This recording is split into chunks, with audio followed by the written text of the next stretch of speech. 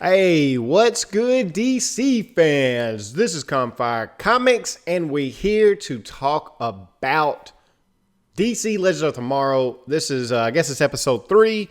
I'm CalmfireRich. I'm CalmfireNate, and right off the bat, my beginning favorite moment is the fact that they started to explain that it looks like Rip Hunter has already made a try at killing Vandal Savage. It would make sense to go back to the beginning. Don't waste time with all this, let's get him here, let's get him there. Go back at the beginning when, he could have just come in there with like a future rifle and just shot him. But instead, he goes in there. He wants to attack him, and it doesn't work out so well. It's a funny way. You got to keep the show going. Realistically, we know it's just like, oh, let's just go back to the Egyptian time before he even kills them in the first place to get his power and shoot him in the head. Yeah, I mean, just get a sniper rifle, man. Just hit him across. Get on another pyramid and just boom. But take him out. It's good that they at least address the fact that, hey, they did go back to that time and try to take care of them. And it shows that Vandal and Rip are intertwined basically since the existence of Vandal Savage ability. So I found that they're like mortal enemies, and that's cool that it goes on like that. Moving on from that, right after that scene, they're trying to think of a way to take him out. They're going after his money. And, Sarah says, hey, let's go after his money. This is, such and such bank. This is the biggest bank, oldest bank in the world. And Captain Cold and Heatwave come in, and they said, did somebody say bank? And I found that funny. I really enjoyed that as a favorite moment of mine. It really was. And, Heatwave's right after him. He says, yeah, we're practically bankers. They have clever humor. Those two, I'm really starting to enjoy more and more as each episode continues on. So that was my favorite scene, number 2. I guess Nate's favorite scene, number 3. Oh, I'm sorry. I thought you were gonna keep. Yeah, I should. Yeah, I should have kept going with it. But hey, we'll get on to the next one. It was they actually get to the bank. You get to see Rip do his thing, right? They had the fight scene in the bank. We actually kind of enjoyed. Yeah, it was kind of cool because, I mean, up to this point, all you've really seen of Rip is just him running around with his, glow-in-the-dark pistol, and not getting to do a whole lot of, like, hand-to-hand. But, he was able to actually fight those guys. I thought it was kind of cool to see Sarah kind of use her abilities to kind of, like, they walked in, everything seemed cool, and she's like, no, it's not. That girl over there hit this, hit the panic button. Man, this guy's got a tat on his back or on his neck. It means he's a mercenary. Yeah, I thought that was kind of cool because they didn't show that to us, but then she pointed that out, and I was like, oh, that's kind of neat. You get to kind of see her abilities, becoming a little bit more apparent. And then they go to, they kick the crap out of him, and Sarah, man, she's, we know from her being an Arrow that they brought her back. She's kind of got this kind of bloodlust thing going on, from being raised from the Lazarus pit. I mean, she's just going crazy, wanting to kill everybody. So they explained that a little bit more and, kind of kept going with that instead of just kind of forgetting about that. Because it supposedly didn't take place that long ago. So it was kind of interesting that they kept it up. Yeah, I guess they need to explain it because we're coming from watching The Flash, watching The Arrow. So we're way familiar with a majority of these characters and their backstory. For people who don't watch The Arrow and are just picking the show up, it's good for them to understand. It's like, oh, she was raised from the dead out of the Lazarus pit, and that side effects is she's thirsty for blood, so she kind of loses control. So I get that they did like that, but it was cool. I got to see these guys, fight and throw down the way she was noticing, all the little quirks to this bank. I'm glad they explained it later on because in the moment it kind of bothered me because I was like, what everybody in the bank's evil and works for Vandal? Like I didn't get that, but they explained it later. The next favorite moment, this is favorite moment number 4, is when Captain Cold meets his younger self, right? At the beginning of this, I was like, really? They're going to go steal an emerald? Like, this is kind of getting old.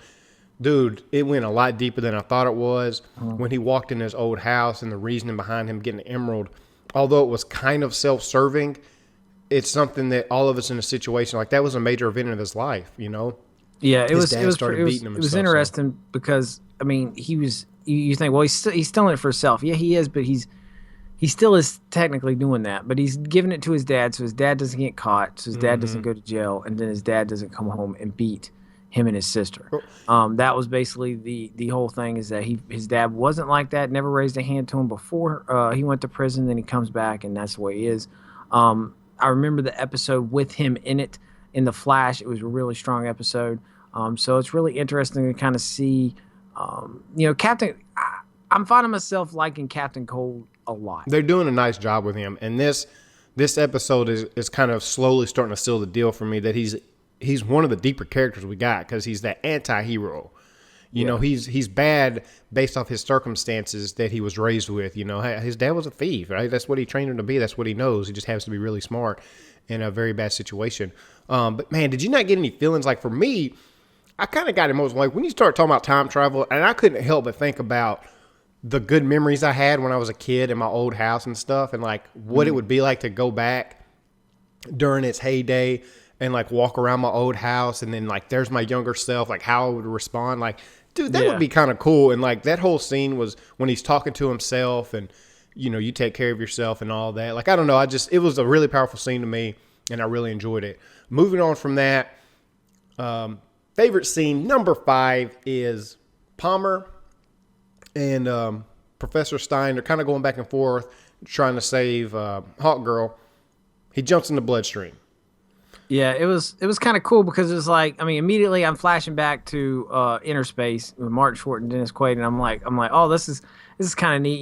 He's traveling in there. He's shooting these fragments from the knife, and it was kind of cool. It's kind of neat. I like that.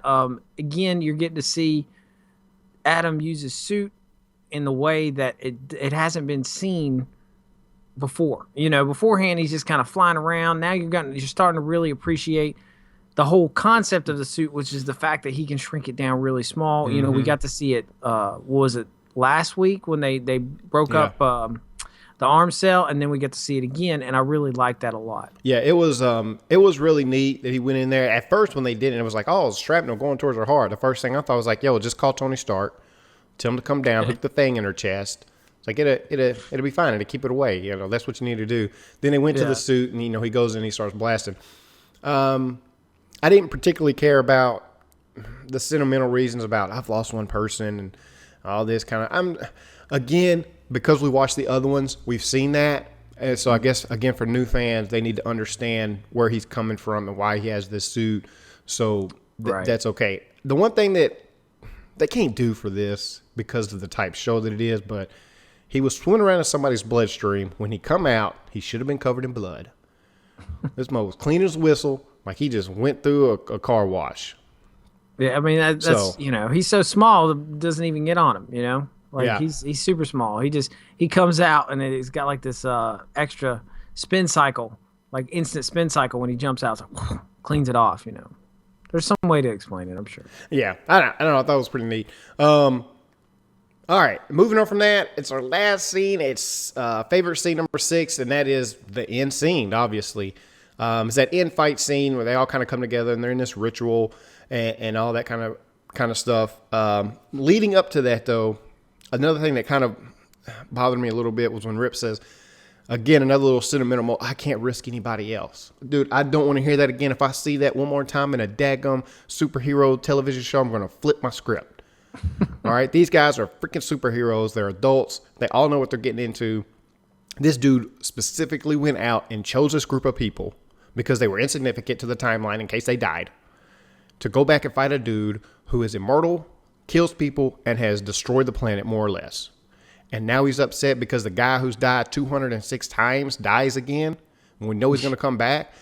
It just bothered me. It's like, I don't want to risk anybody else. Kind of like you risked him when you brought him along.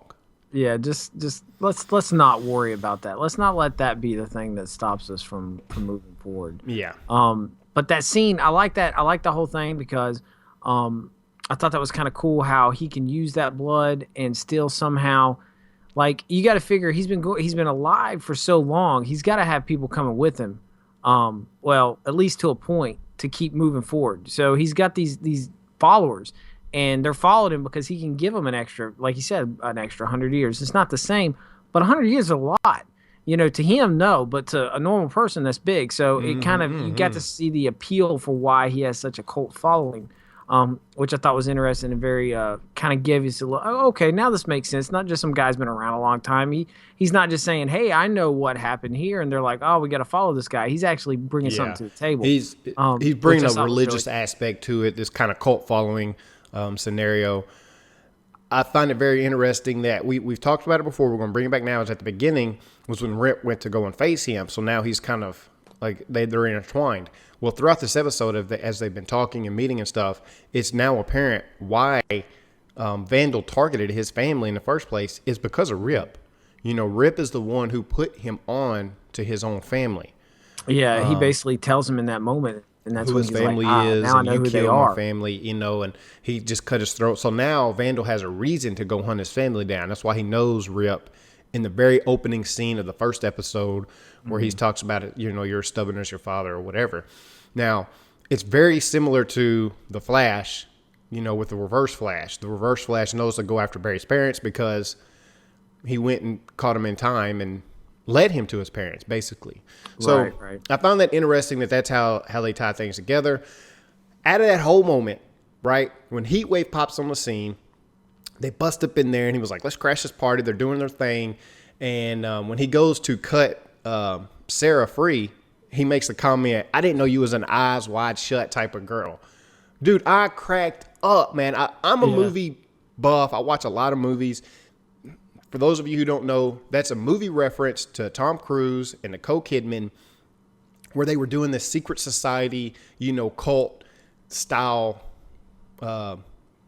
late night evening type deals, right? I'm not going to go into details about it, but it was very appropriate for It was funny the when he scene said that. went It was on. really good. Like if you might not pick up on that reference, but if you do, you appreciated it because it was really Yes, it cracked me up. And he's turning into my Cisco for this movie, right? Like, Nate, you made the comment before to me personally, like, he doesn't say a lot, but when he does, it's funny. Yeah. Like, he has somehow managed to turn it. I thought he was the worst person to have in here. I was like, I could care less about this guy. His comments so far have just cracked me up with the superior race is getting on my nerves or whatever he said. Like, I don't know, man. I just think it's good. Yeah. You know, this guy has some really clever comments, and it's more adult driven. You know, kids are not going to pick up on this stuff at all. It's nice to have like those few comments. I mean, if you don't want to, if you're gonna bring a character in for just that purpose, but they do it well, I'm Yeah. okay with it. Yeah, you know what I'm saying? it's there's a lot of times I would prefer some of them not to talk. You know, let's give him more lines because they're really funny. It seems so out of place that I wouldn't be surprised if he ad-libbed. Like, I feel like he's just adding this in as they're recording. Like, it doesn't seem like it's scripted. It seems like it's him Like he coming just out. comes That's up what with it it. They're seems like, like. just say something. But He's like, I didn't know you was an eyes wide shut type of girl, dude. I was cracking up. But, you know, guys, those are our favorite moments from this episode. A lot happened, but it wasn't as over the top as some of the other episodes with the action. But, you know, gave us a lot backstory to some of the characters for those of you who might not know. Continue the storyline along pretty well. What did you think about this episode? Comment down in the section below. What was your favorite moments? If you liked the video, like the video and subscribe for more videos like this. And until next time, we're out. See ya.